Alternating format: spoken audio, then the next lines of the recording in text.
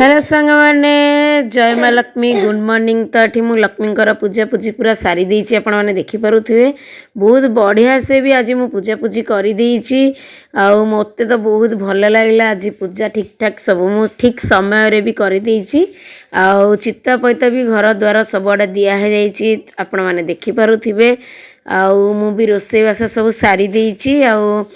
चलतु खाइबा को बाढ़ा। आज गुरुवार खाइबा होची मिक्स तरकारी अरुआ भात कोबी तरकारी पांपड़ आंबुल खट्टा आउ दही लुण गुड़ा होईची।